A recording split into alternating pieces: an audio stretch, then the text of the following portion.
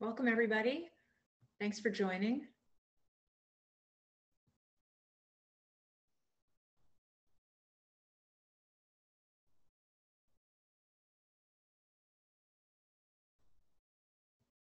Oh, there's Deirdre. Again, welcome everybody as you're coming in. We're just welcoming people and waiting for a few more people to join us.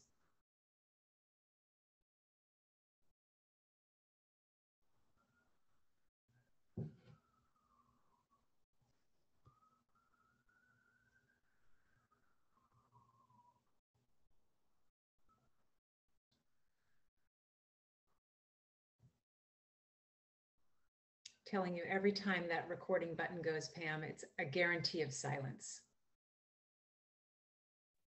It really is. I don't know why.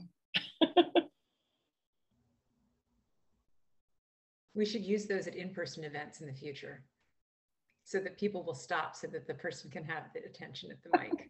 Absolutely. Welcome everybody. We'll get started in just a few moments. We're still waiting for a few more people to join us.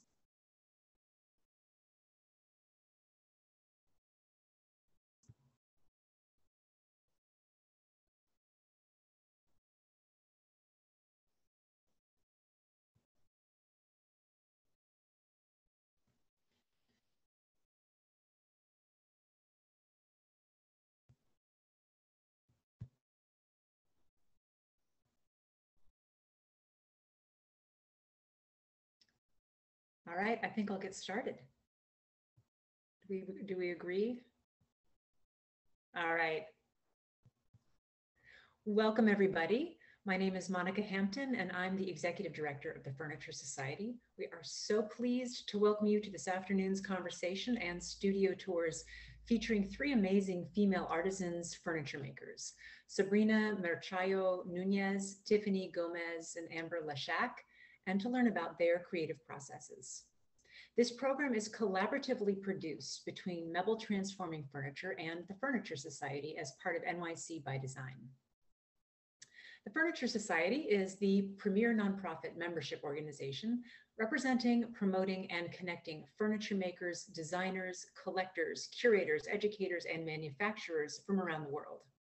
Our mission is to advance the art of furniture making by inspiring creativity, promoting excellence, and fostering an understanding of the art form and its place in society.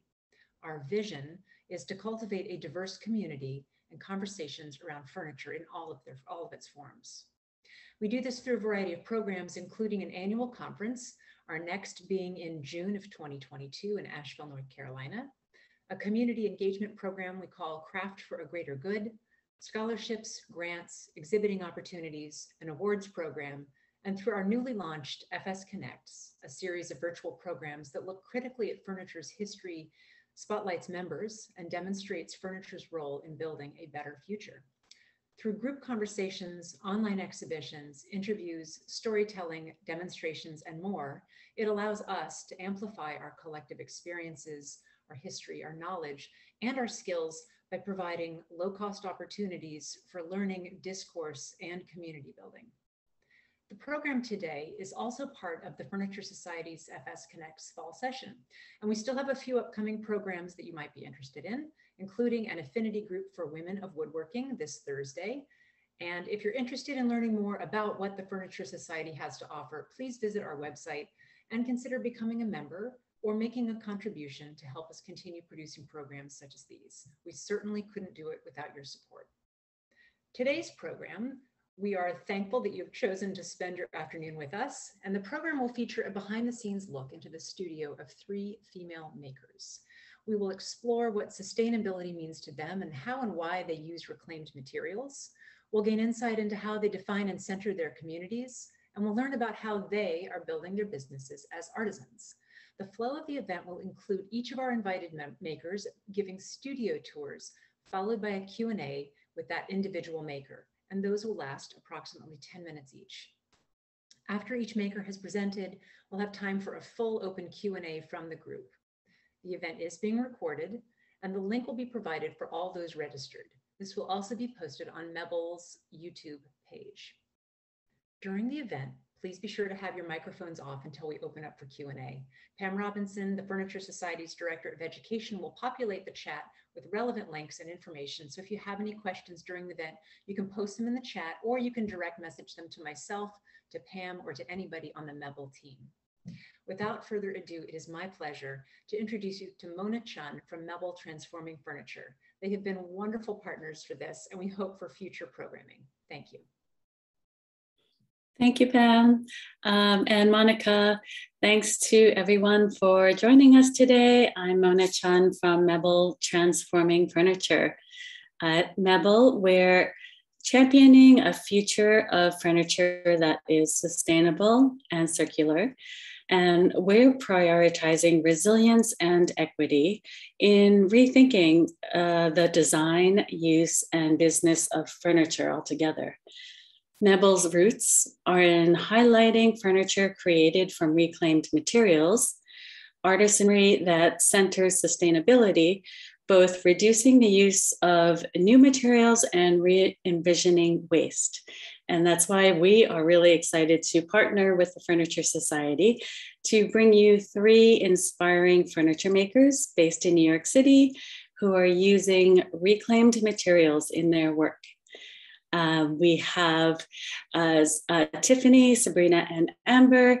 We have their bios in their chat, and I'm not going to tell you more about them because I want them to tell you about themselves, their work, and show you around their studios.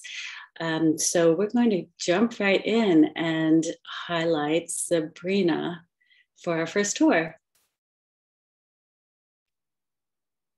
Hi. Hi. Hi, Mona. Hi, everyone. Welcome to my studio. I'm gonna show you a little bit about my work and the pieces I am working right now.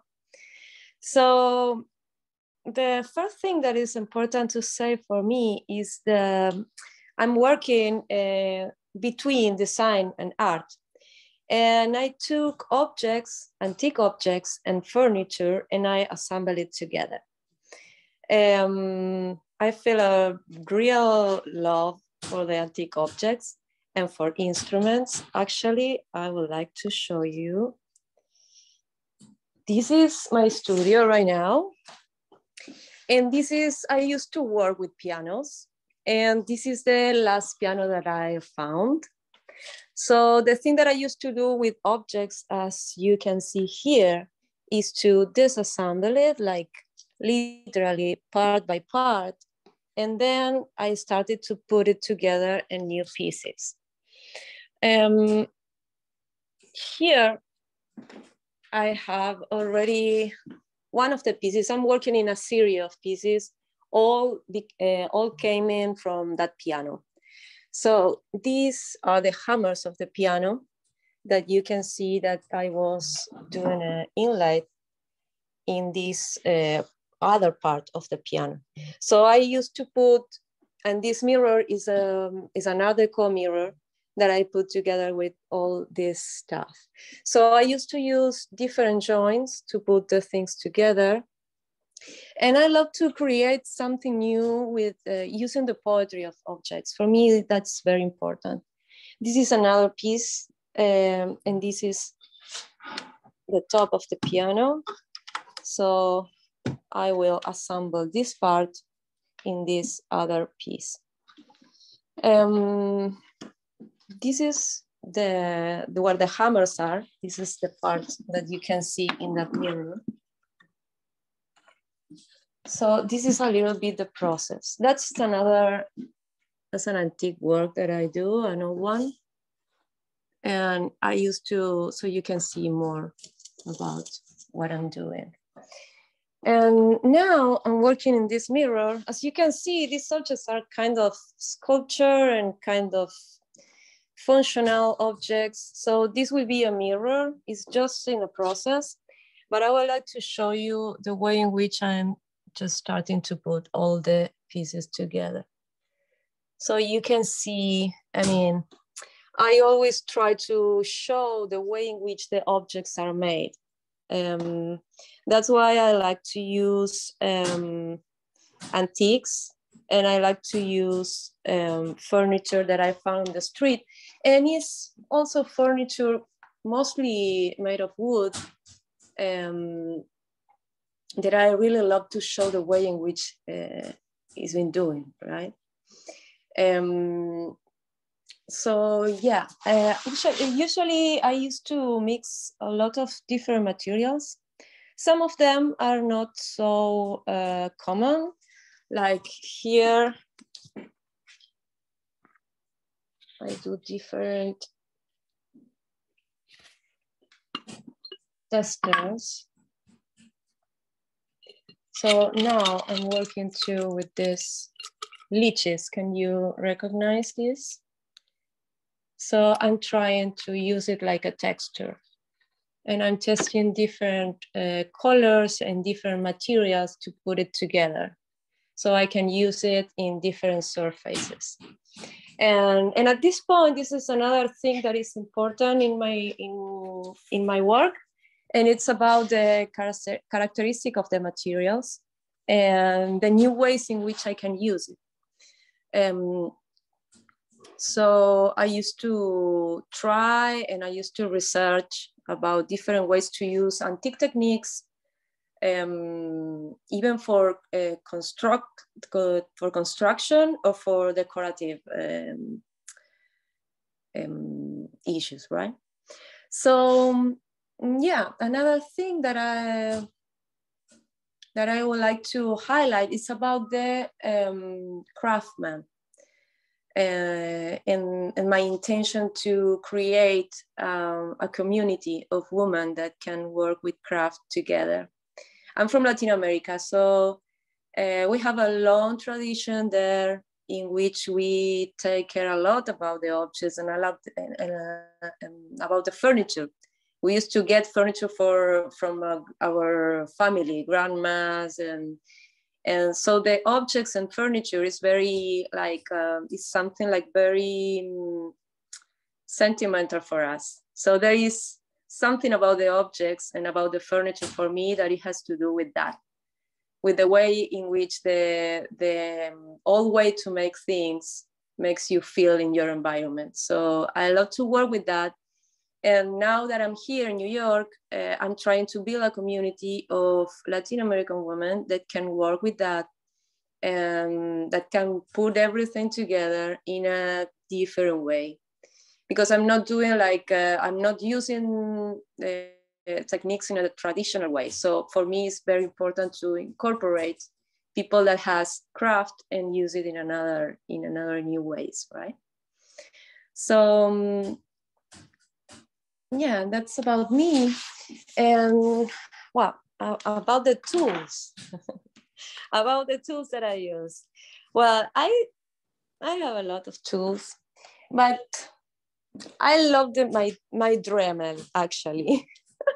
Everybody knows this Dremel, so I have this is one of my favorites because it has all the little, pieces that you can put on, and you can work with very, very, very little pieces. So I love to use it. And I use it actually for as a router and with all the different accessories that I have. So I really love it. I love this machine too. That makes me have a lot of fun. But of course, for all the tiny things that I do, is always a Dremel the better thing to use. This is another part of the piano that I will try to put in here. And all these pieces, it will be inlaid in these drawers. Then I have another piece here. This one is made with cigar boxes. So I made a kind of puzzle with these cigar boxes. I don't know if you can see, but I use a wooden table, and I just cover it in these boxes. This is a place in which you can put a glass, a whiskey glass or whatever. And these are I call it like secret compartments. I love to use it, and I love to put it in a lot of my pieces because I'm a lover of the mechanical furniture from 18th century. So I love all that kind of tricks and spaces and little secrets and little compartments that you cannot even think that it could be there. Because again, for me, it's a way to to play with the objects and to have a relation with the objects more than just the functionality, right? So it's something to, to put your memories, to share chats with people, to share things, right? Amazing. Please let me know when my time is done. Eh? I love it. This is Mona. I've seen your piano deconstructed in person, and it's amazing. You're making so many different pieces with it. And you have the cigar boxes and the lychee skins. What's your next material? What are you experimenting with? Well, now I think we were talking about this. I'm trying to get more into organic materials, and I'm starting to experiment with different organic materials like mycelio or kombucha. So you can have that kind of stuff that it could be like leather, or it could be like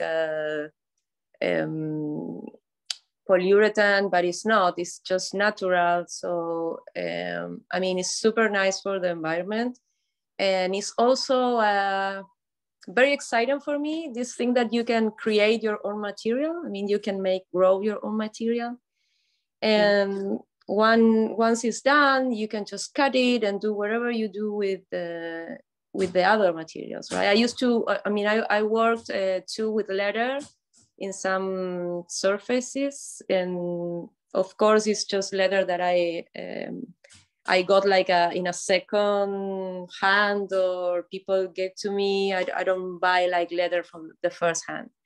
Mm-hmm. So for me, these organic materials are very interesting. Also because at the very beginning, before the Industrial Revolution, these were the materials. I mean, all the organics materials, the wax, the lacquer, all that kind of stuff is organic, is natural. So I would love to research with these new options. That's my goal in these days. Yeah, that's amazing. And you had mentioned kombucha leather the last time I saw you. I'm looking forward to seeing what that looks like in one of your pieces. So we'll come back to you after the next two tours. We'll all come back together. We'll turn over to Tiffany now. Thanks so much for showing us your studio, Sabrina. Thank you. Tiffany. Hi. Can we see you? Hi. Hi. Okay. Tiffany, we see all the wood behind you. Tell us about your studio, who you are and what you're doing.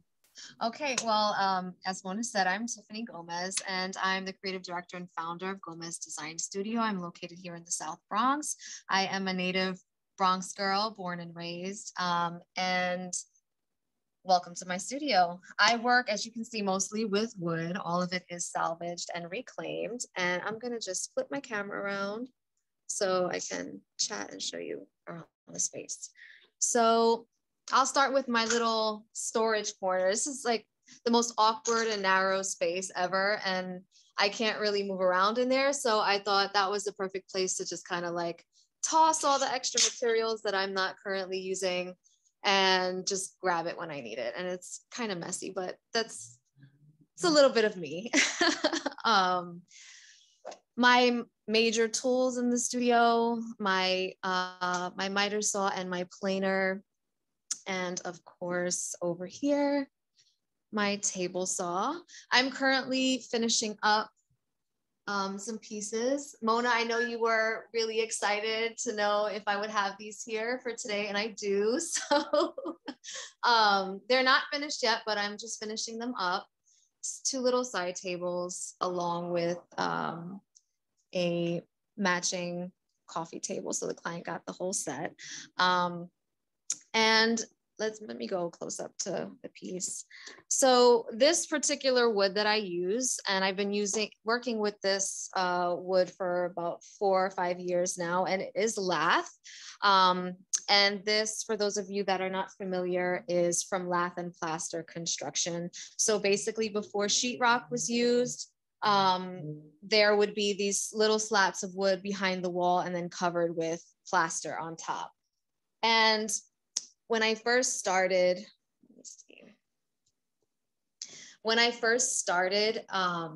everyone always asked me, like, how did you get your wood?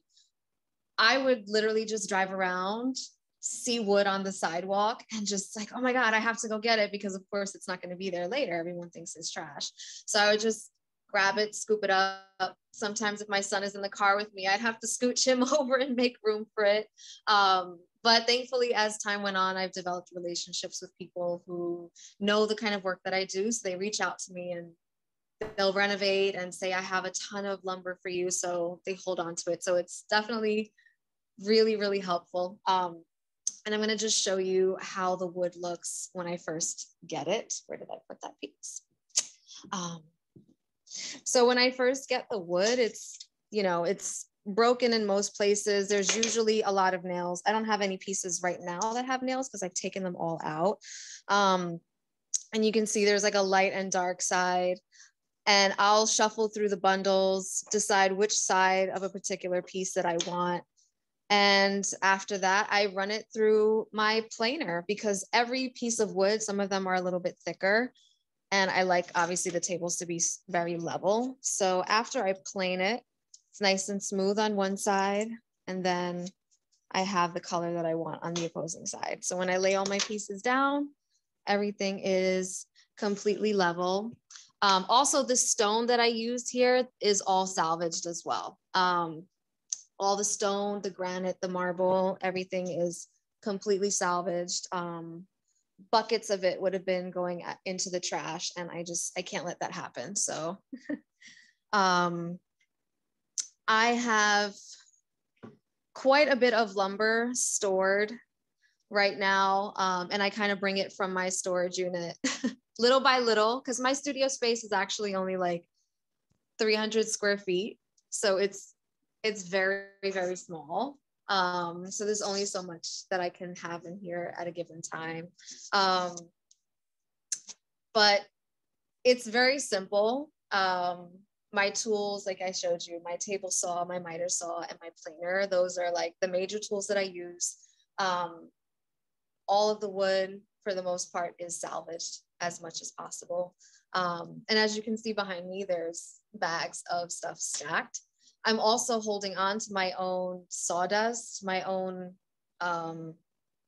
little scraps of wood, and working to develop those into new designs and projects as well.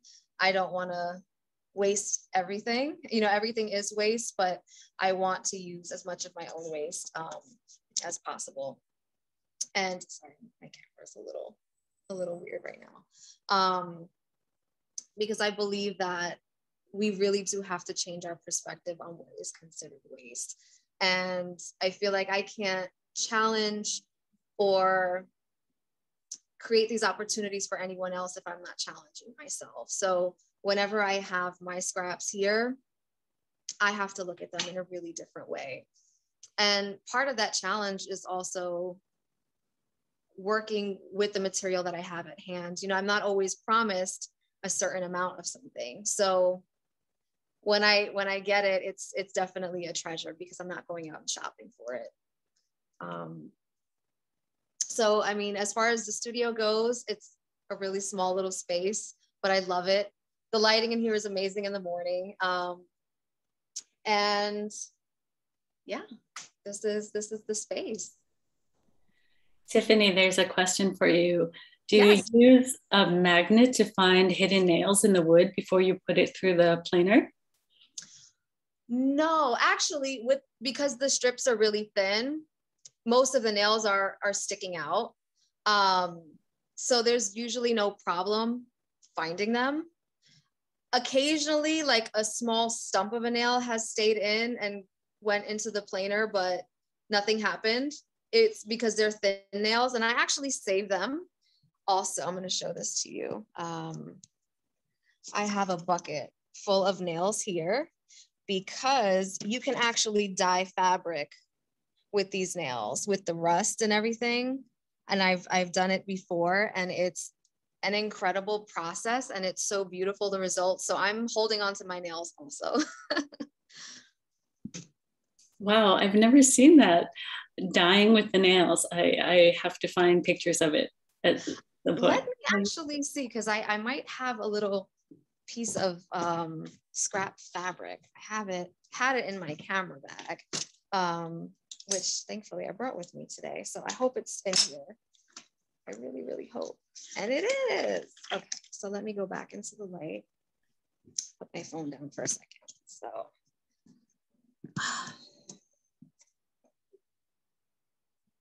Oh, wow. That's stunning. Yeah, and you can see the nail marks on it. Yeah. But I guess it depends on like where you place them in the fabric. Like this can look so many different ways, but it's really, really beautiful. So I want to experiment with that a whole lot more and use those nails. And the great thing about using the nails too is that you can keep reusing them because they will keep rusting. So it's like a never-ending process, which is really fun. Mm-hmm. That's fantastic. And Tiffany, you were telling us about how you want to build your studio around your community. Mm-hmm. Can you share a bit more? Because you told me, I'm sure others would love to hear about it. Yes. Well, what started it was really, as I got into this, I would just see how much trash is outside, just tons of it. And not just furniture that's being thrown away, but just material from construction. So much garbage. So, well, not garbage, or to me, it's not garbage. All this lumber, all these possibilities. And I would always see it and question, like, why is this being thrown away? Because it's still very useful, unless it's completely rotted through or charred or just structurally not sound. There's really no reason why it shouldn't continue to be used. So in seeing that and just seeing the abundance of material and realizing like there's only so much that I can do, this started for me with a passion about figuring out a way to, fix this problem. Why is all this stuff being thrown away? And it really shouldn't. None of it should go to landfill. So I wanted more to challenge the community in getting everybody involved and taking part in this process. And I realized not everybody has access to tools or a workspace or even the knowledge of how to fix things. So that's been my starting point of, how I can get the community involved. How can I provide those resources for people? And, possibly having a space where they can do that and teach. So it's been a work in progress to try to make this happen, but it is actively developing, and I'm very excited, and I think a lot of people will really enjoy it. That's great. So we'll look forward to coming to the Bronx for that and the workshops you'll be doing, right? Yes. That's a great segue into Amber's studio. You'll see all of the amazing salvaged material that she has as well. And it's an enormous studio. So Tiffany, thank you for showing us your beautiful studio and all that wonderful wood behind you. And we'll come back with more questions later. Okay, my pleasure. Thanks, Mona. Thanks. Amber. Hello. Hi. Hi. Am I on? Yeah, you're on. Show us your studio. mebl. Thank you, mebl and Furniture Society for having REDU be part of this lovely tour. Such lovely ladies that I just got to see their studio and what they're doing. It's super exciting. My name's Amber. My company is REDU NYC. This is my office, and this is also where we do our design meetings. I don't know if you can see, but we have our designs here. We have the beautiful Lady Liberty to look at. And we're right by the water, and we're right by the border in Red Hook, Brooklyn. So what what REDU does in Red Hook is I started a company that I was very disturbed by obviously we all are, but by the amount of waste that I was seeing in New York City. And I felt like there was really kind of obvious solutions and ways to deal with this problem. So I quit my film and TV career and put everything aside and decided to start a company that deals with, I mean, you know, our landfills are at capacity in New York. We're sending trash to other countries and across state lines. And we're spending millions of dollars to do that. And what it turns out is that most of the waste that is, over half of the waste that's going to, that's being carted out of New York is dry construction waste. So that means that over half of that waste is usable. About 80% of dry construction waste is usable. So that's super like horrifying and super exciting for us. It just means that it's a lot of waste that we can do better with. And so REDU is specifically about what we do is we go around to all of the companies and businesses in this beautiful area. We find out what their waste streams are. We divert those waste streams back to our designers. We bring a sample of what they're throwing away on a regular basis. And then we do commercial interiors and furniture. And so we do so that 99% upcycled, recycled, reused materials to make our interiors or commercial interiors. And now we're making a furniture line that's 99% from reused materials. So this is our studio. This is upstairs, and then we have a lot to show you. So come with.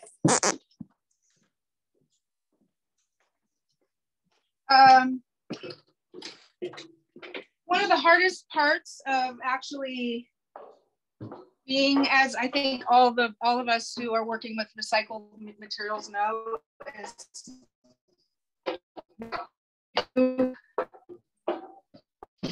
the procurement. You're getting these materials from these companies from around construction sites, and next thing you know, you have all of these materials around just everywhere. So you can kind of see that we have at times separate warehouses, and that works as well.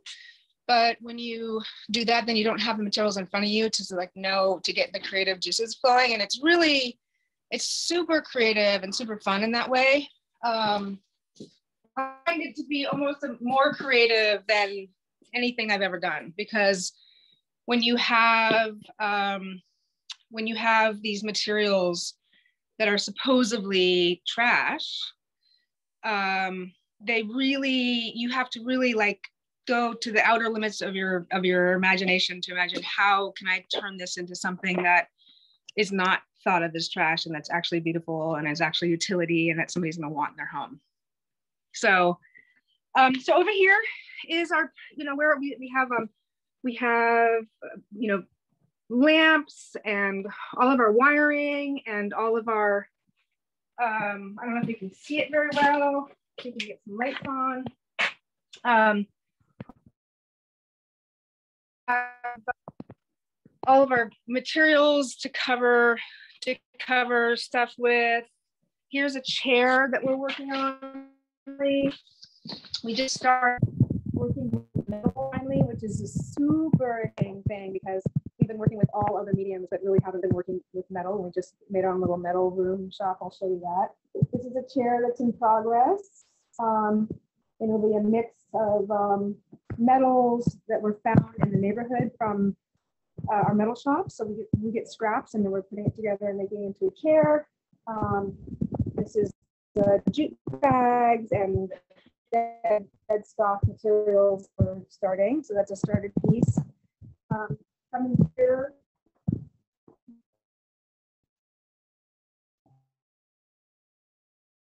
This is a cool room with some water. But this is our metal shop.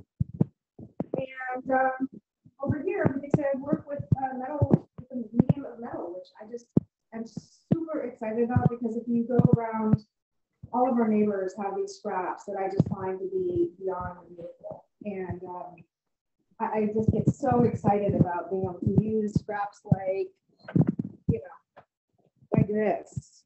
You know, I have 1,000,001 things and I can't wait to do with that, you know? So it's really fun. I feel really lucky that we finally set this up. And then if you come through here,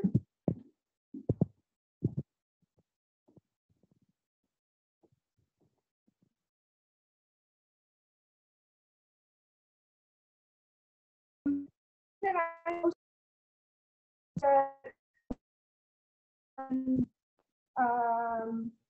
we've been making furniture and doing interiors for a time. And so even though it's made by us, it's not necessarily designed, it's designed for a client, you know. And so REDU, which is super exciting, is getting to open a store on 68th Street in 3 weeks, which is not a lot of time. And so we're finally getting to make our own, our component scraps. So it's just made from all the scraps that we're getting from the construction sites and from the surrounding companies. And we just get to throw together a line that comes specifically from us. But then we've been doing stuff for clients as a line. So please come join us at the store in December. Amber, your sound is very glitchy, and I feel like you're giving us some really important information. What? Your sound is glitching, and so I feel like you're giving us important information about your store locations. Can you just repeat that again? Sure.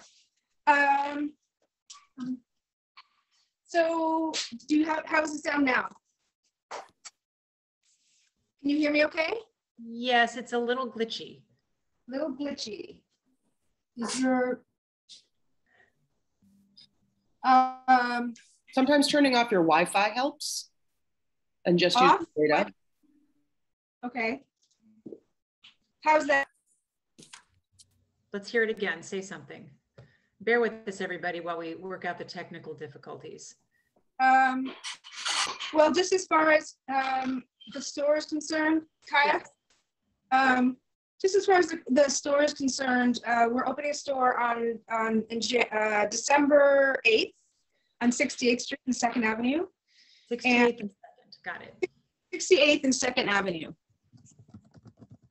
And we're gonna have our whole own, our line of every single thing that we made is made because it's something we designed as opposed to for somebody else, which is super, super exciting. Here's an example of a piece. There's a few pieces here that we're working on presently. This was made, this is in the making. We're trying to decide what fabrics. These are all donated and dead stock fabrics. So we're trying to decide, this is a chaise, right? And then we have a ton of fabrics and we're just trying to decide what goes with the chaise. And this piece was specifically supposed to be a floor piece because we do have a client who really likes to be on the floor mostly, but I think the store will probably raise it up a bit for normal people, normal people likes. And these are all made from, you know, just tons and tons of plywood scraps. And then we just glued them together and sanded them and made this really fun piece. And then some other examples of stuff.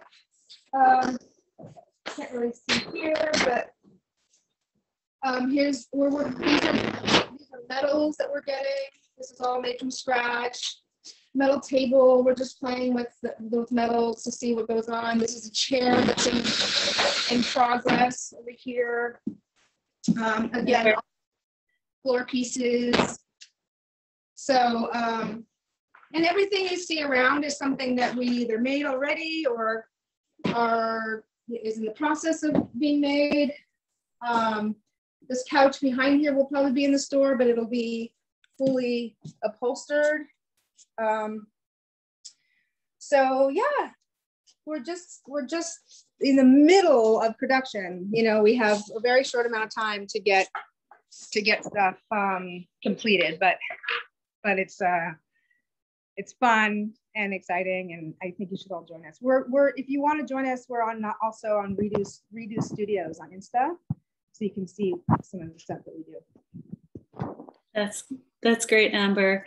I'll ask you all a few questions now. I think, Amber, your Wi-Fi seemed better up in your office. If you can, okay. You can head back up there. We'd love to get you all on for questions. This is so inspiring. Thank you three for sharing your studio spaces in your process. Yeah, you could see behind there as Amber was going up, there's this beautiful collection of chairs all hanging from the ceiling, which is incredible. All found salvaged materials. Can we bring everyone back? I think we can stop screen sharing with Amber.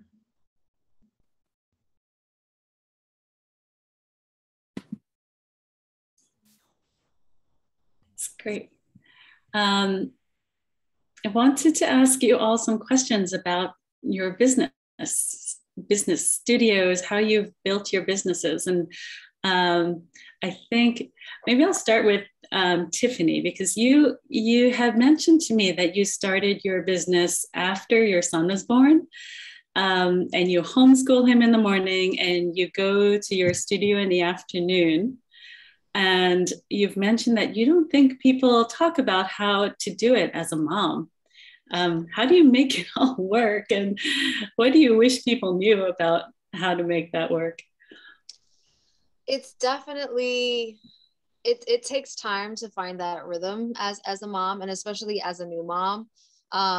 It was very, very difficult in the beginning, trying to balance everything. And it took a much longer time for me to propel the business forward, because, you know, most of the time when you're starting a new business, you're dedicating, you know, 12, 16, 18-hour days to making it work. And I did not have that kind of time. So that was a challenge for me. But what's really important to make it work is having a support system at home, and just all of the people that you surround yourself with. You need that support system, because there's no way that I could really do this just all by myself. So I'm grateful for that. And it definitely has helped me dedicate time here, and then also, you know, separate my day where I can also be a mom.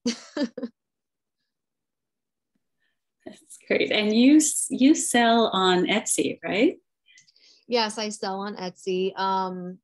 I have sold things on my website as well, but I find that over the last few years, commissioned pieces seem to be doing the best. So I use Etsy as a platform for myself as well. And it's actually been a great resource and a good platform for me to sell on. That's great. And Sabrina, what are your marketplace avenues? You're muted. Sabrina, you're muted.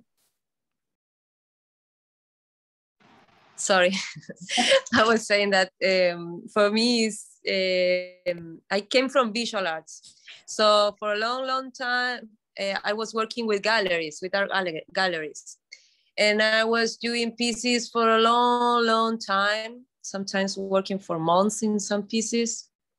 And now that I'm living here in New York, I've been here for the last 4 years. I just create my LLC, which is Lunfarda Studio, in which I'm working in smaller pieces and pieces in which I can have some help from another people, and then we can build pieces together more with another materials. Lunfarda is more for, I'm using more vinyls and cans and all that kind of stuff. And actually now we are opening a store too, as Amber, as REDU, in 45th and 2nd and 6th Avenue. So that will be in December too. So that will be our store. So that will be our new way to sell. I mean, I'm trying to go through the art galleries more to the design market. And Amber is opening a store too, which is exciting. And she has had interior clients that she's been working with.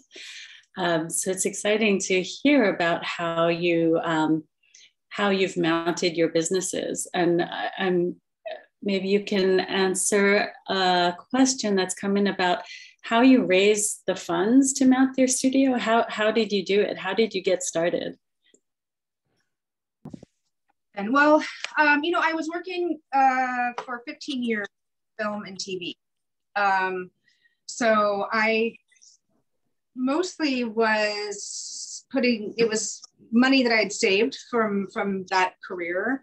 And also I got bought out from my place in Soho.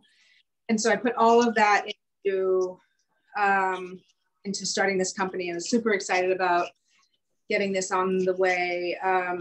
And unfortunately, we were actually at another place down the way on the other side of Van Brunt when we transformed the whole place. 6 months of like, doing new floors, new ceilings, did a furniture line, put a team together.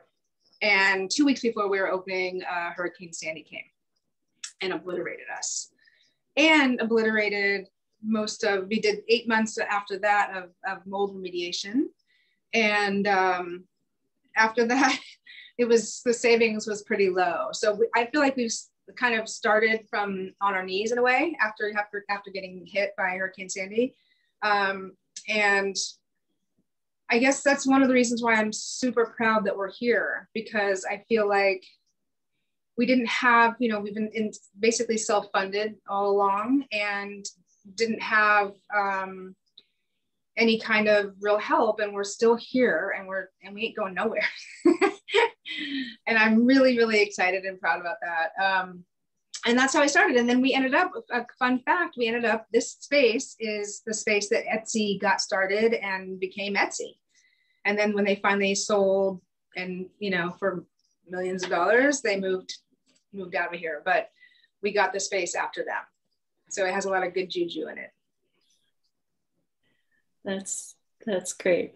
And I think your story about Hurricane Sandy is the lesson for us, and really points to why we should be creating furniture with while centering sustainability.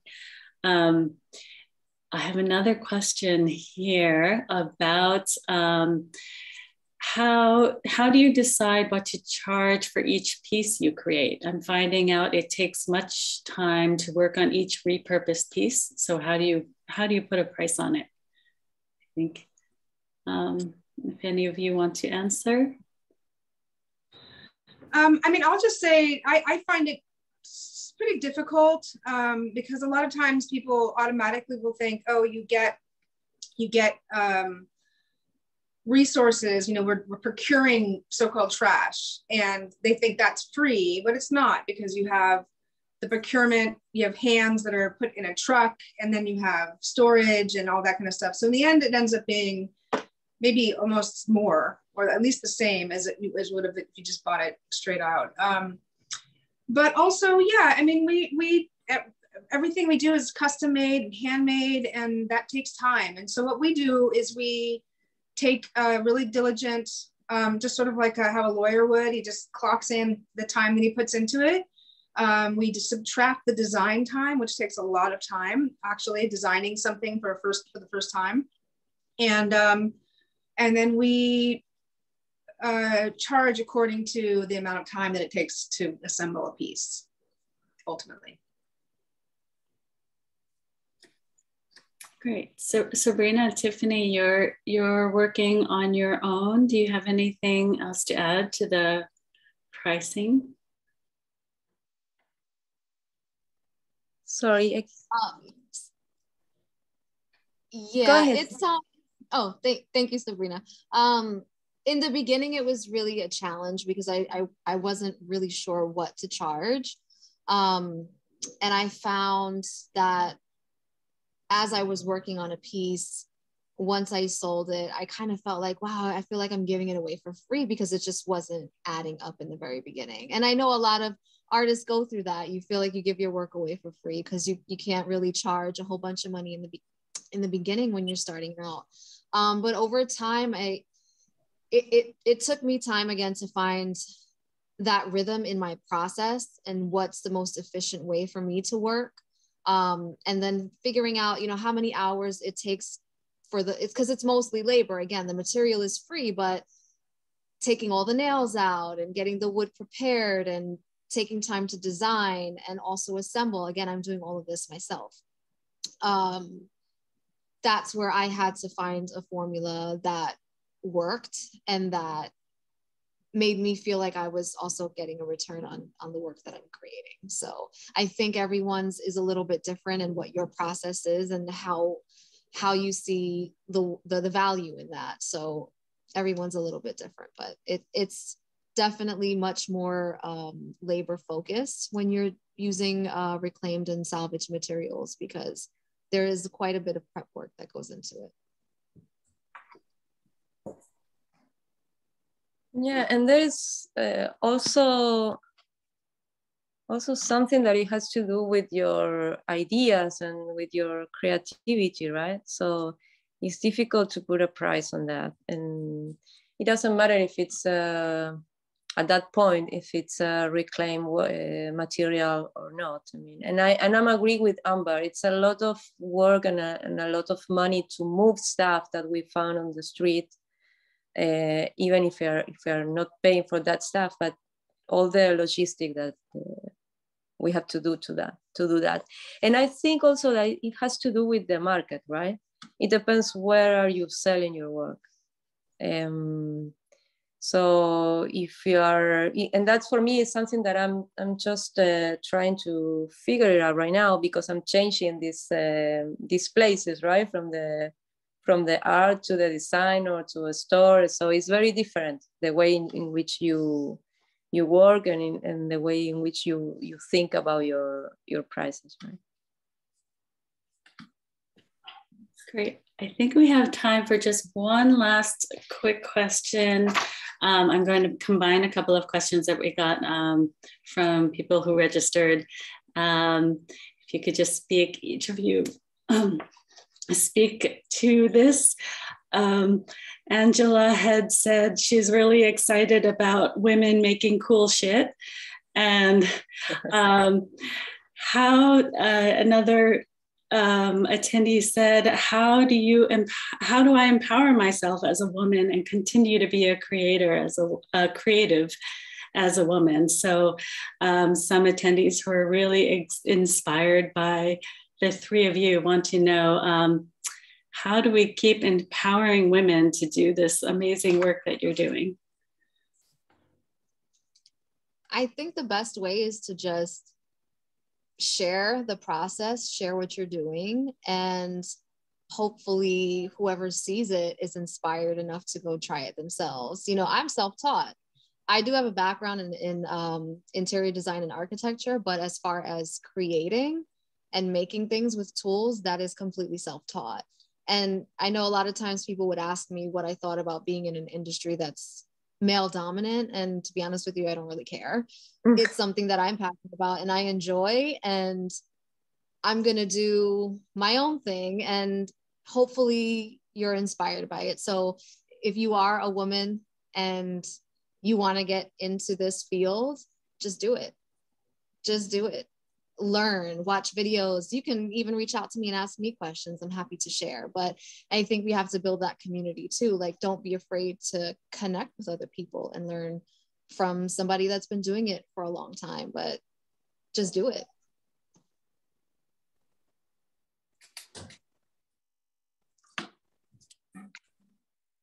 Sabrina, Amber? Yeah, I think it's very important that Tiffany says about share, right? About share ideas, about share the things that you do, the way in which you do things, because everybody has their own. So you can get inspired for everybody. I mean, so yeah, I think that's a way to create community too, right? And to show the work of other women and ask and be in touch. I think that's the best way. Okay. Amber, you're muted. Am I muted? Can you hear me? We can hear you now. Okay. It's super interesting question as far as being a woman. And, you know, I would say just absolutely go for it. And that goes across every single possible medium and challenge out there. And just to not even think that there's a difference. That being said, when I started this company, I thought to myself, I mean, you know, I never really think of being a woman as a hindrance. When I started to develop the company and go full throttle, I realized that there really, really are hindrances. That's a lot about that. That's like things like, you know, people, this huge New York City, there's a town out there and it can be pretty harsh. It's a pretty crazy city, right? And there's a lot of people who don't want to pay, for instance, and they get away with it. And they get away with it, especially with women, because they don't have the fear that someone's gonna come back, you know, like in the good old days and, you know, knock them out kind of thing. So I think I've really experienced a lot of that kind of, also I think just a lot of people, the mentality out there is like, you know, you're in a meeting and the meeting breaks and all the men want to talk to the other men about all the options, you know, there's all these options and business plan things. And then they turn to you and they want to know what you're doing on a Saturday night. They're not interested in including you in that. And so I saw that there indeed really was, it was a man's kind of world, and especially with building and all those kinds of things. But, you know, I think you just have to completely ignore those things, believe in yourself, bust through all the, you know, all that stuff, and just go up and say, hey, I'm interested in the opportunity that you're talking about. Give them a card and call them and just, and make sure that they know that you're serious. And you know, for me, this is my baby. This is all I care about. So I'm fighting hard. And I just urge all women to get up in there and fight hard in whatever context, but especially, you know, in this one where it's not necessarily, you know, female driven or led, you know. That's a great note to end on. Fight for it, believe in yourself, share your ideas, build your community, go for it. I love it. we could speak to each of you for another hour, but unfortunately we are after time, after 5, by a couple of minutes. So we're gonna have to close out. Thank you so much for sharing your studios and your time and your inspiration. I'm going to turn it back to Monica now to close out the session. Thank you all. Thank you, Mona, and thank you all for choosing to spend your afternoon with us. I clearly see that there's going to have to be part 2 and 3 follow-up to see where all of these businesses go. Each of you have been incredibly inspiring in different ways, and I'm actually glad I'm in Brooklyn as well, so I'm going to make sure I come to each of your studios in the very near future. I do want to thank all of you individually, all of our featured makers today, for sharing your space and your process and pulling back the curtain so we can learn a little bit more about how you do what you do. Thank you very much. Also, I want to say it's a pleasure to be able to have an intimate look at their process, but it's been an incredible pleasure to do partnerships with mebl Transforming Furniture and to work together to do these kinds of programming. It's important to always try to find ways to work together. We would love to have your feedback. I think Pam put in the chat the link to the feedback form. I want to thank Pam Robinson, our Director of Education, and all the mebl team. And I want to say thank you so much to each of you for participating. If you like what you see, please make a donation to the Furniture Society or reach out to mebl to make a contribution. And we believe so much in the power of working together. We welcome you to join us as we continue to explore how the creative process of making can truly make a difference in our world. Thank you again for joining us.